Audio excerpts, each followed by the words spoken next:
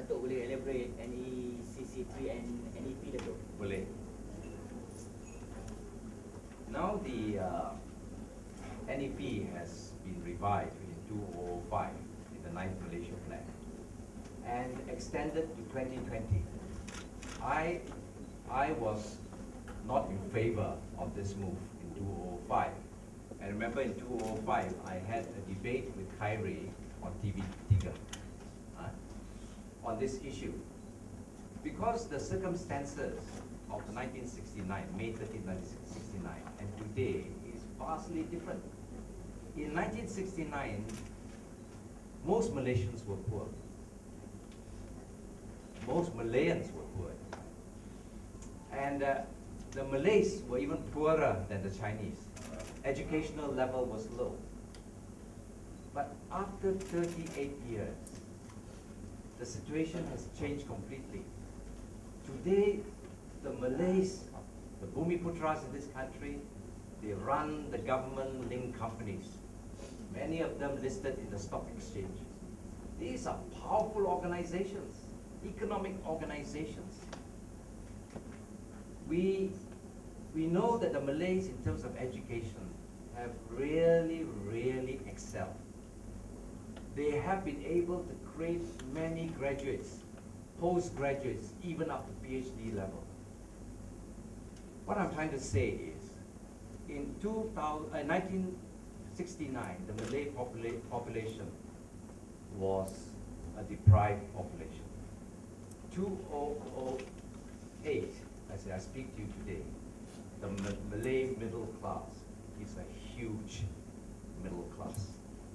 The United Nations Development Plan some years ago have described the Malays of this country as one of the most successful race in the world in the creation of a huge middle class in such a short time of history.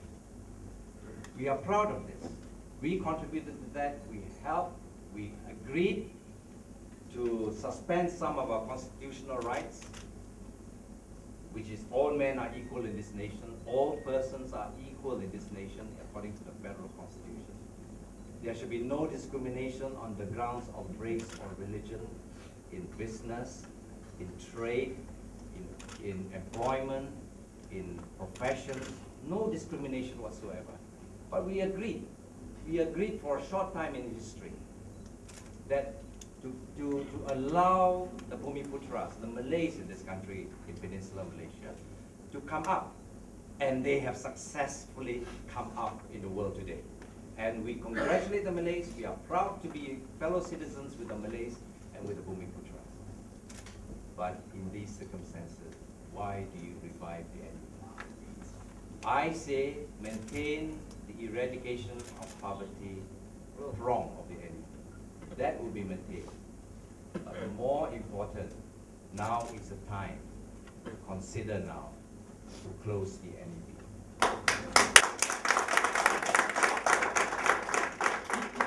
Because if we don't close it before the next general election, I would tell Barisan Nasional, forget about the Chinese and the Indian votes. They won't come back. Because the opposition have agreed that the NEP must end. Why NECC3? Very simple. NECC1 came about after my speech in Parliament in 1988, where I talked about the Chinese dilemma because of the misimplementation of the NEP. The Chinese were angry. They rejected the Barisan Nasional candidates at every general election. At that time, the then Prime Minister instituted NECC1. NECC1 was to discuss, after the NEP, which was supposed to be 20 years, 1970 to 1990, what should be the direction of the new national policy. In 1990, government announced the National Development Policy, which was a liberal policy that took care of the Malays, took care of the Bumiputras, but also took care of the other races of this country. a fair, equitable policy. That is why after 1990 to 2004, because of the work of NECC 1, and because of the commitment of the Barisan National Government to a fair, equitable policy, every general election, 1995, 1999, 2004, the majority of the Chinese and the Indians supported the Barisan National Government. 1999, NECC 2 was called. It came out with a national vision policy. Again, a very fair policy that promoted economic growth, competition, and promoted an equitable distribution of government contracts and privatization program. Again, the Chinese and the Indians supported the Barisan National. But in 2005, they revived the NEP, extended it 2020, in the middle of the National Development Vision Policy. NECC 2 came up with a National Vision Policy. You can't do that. MCA then should have said, no.